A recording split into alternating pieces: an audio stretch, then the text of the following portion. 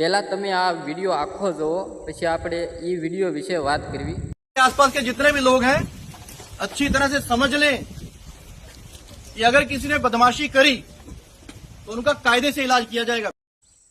आ video बंगाळनो छे। ज्यारे ममता बेनर्जीनी सरकार हती ने त्यारे हिंदुओना घरे गरी गरीने अमुक कट्टरपंथीओ हता ते हिंदुओनी मां अने बेनने रेप करे छे अने पछी तेने जीवते जीवता सळगावी दे छे।